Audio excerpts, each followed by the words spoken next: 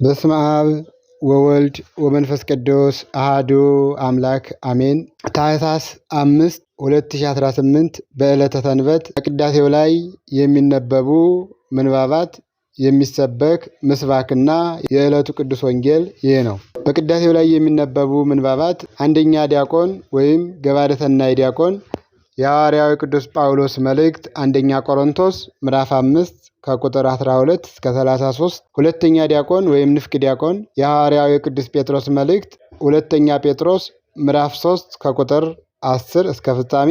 ንፍቁ ካህን ወይም ንፍቁ ቄስ ግብረ ሐዋርያት ምዕራፍ 20 ከቁጥር 25 እስከ ፍጻሜ። በቅዳሴው ላይ የሚሰበከው የዕለቱ ምስባክ መዝሙር 131 ከቁጥር 5 እስከ 16 ወለነዳያኒ ሃኒ አጠግቦሙ እክለ ወለካህናቲ ሃኒ አለብሶሙ ሕይወተ ወጻድቃኒ ሃኒ ትፍስሕተ ይትፌስሑ ወለነዳያኒ ሃኒ አጠግቦሙ እክለ ወለካህናቲ ሃኒ አለብሶሙ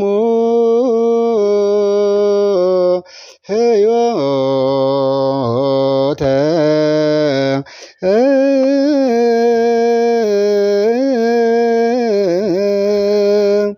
ወጻድቃኒ ሃኒ ትፍስሕተ ይትፌስሑ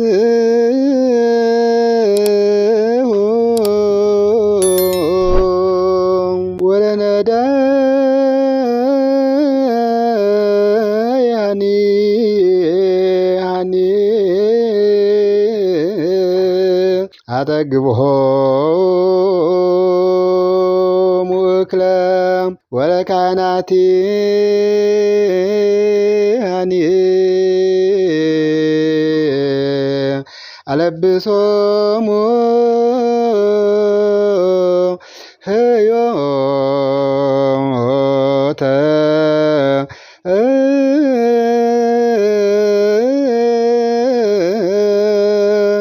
ወጻድቃኒ ሃኒ ትፍስሕተ ይትፌስሑ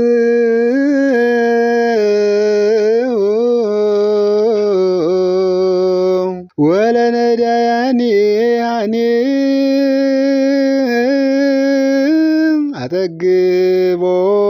አጠግቦሙ እክለ ወለካህናቲ ሃኒ አለብሶሙ ሕይወተ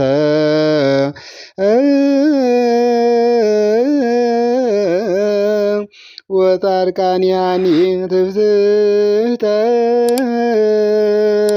ይትፌስሑ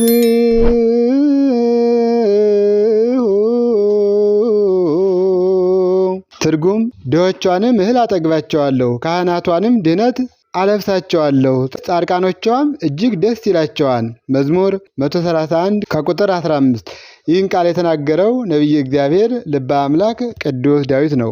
ቃሉ የአምላካችን የልዑል እግዚአብሔር ይሁን እንጂ እንደ ልቤ ተብሎ የተጠራው ነቢየ እግዚአብሔር ልበ አምላክ ቅዱስ ዳዊት እግዚአብሔር የሚያደርገውን እግዚአብሔር የሚሰራውን ሁሉን ነገር ይገልጽለት ስለነበር በነቢየ እግዚአብሔር በልበ አምላክ ቅዱስ ዳዊት ላይ አድሮ አምላካችን እግዚአብሔር ተናግሮታል ማለት ነው። የዕለቱን ቅዱስ ወንጌል ስንመለከት የቅዱስ ሉቃስ ወንጌል ምዕራፍ 12 ከቁጥር 32 እስከ 41 ቃሉ እንዲህ ይላል። አንተ ታናሽ መንጋ አትፍራ፣ አባታችሁ መንግስቱ ሊሰጣችሁ ወዷልና። ሀብታችሁን ሽጣችሁ ምጽዋት ስጡ፣ ሌባ በማያገኝበት ነቀዝ በማያበላሽበት የማያረጅ ከረጢት የማያልቅም መዝገብ ከሰማይ ለእናንተ አድርጉ። መዝገባችሁ ካለበት ልባችሁ በዚያ ይኖራል። ወገባችሁ የታጠቀ መብራታችሁ የበራ ይሁን። እናንተም በመጣና በር በመታ ጊዜ ወዲያው ይከፍቱለት ዘንድ ከሰርግ እስኪመለስ ጌታቸውን እንደሚጠብቁ ሰዎች ሁኑ። ጌታቸው በመጣ ጊዜ እንዲህ ሲያደርጉ ሲተጉ የሚያገኛቸው አገልጋዮች ብፁዓን ናቸው። እውነት እላችኋለሁ ወገቡን ታጥቆ በማዕድ ያስቀምጣቸዋል፣ እየተመላለሰም ያገለግላቸዋል። ከሌሊቱ በሁለተኛው ወይም በሦስተኛው ክፍል ቢመጣና እንዲህ ቢያገኛቸው እነዚህ አገልጋዮች ብፁዓን ናቸው። ነገር ግን ይህን እወቁ፣ ባለቤት ሌባ የሚመጣበትን ጊዜ ቢያውቅ ተግቶ በጠበቀ፣ ቤቱንም እንዲቆፍር ባልፈቀደለት ነበር። እናንተም ተዘጋጅታችሁ ኑሩ፣ የሰው ልጅ ባልጠረጠራችሁበት ሰዓት ይመጣልና።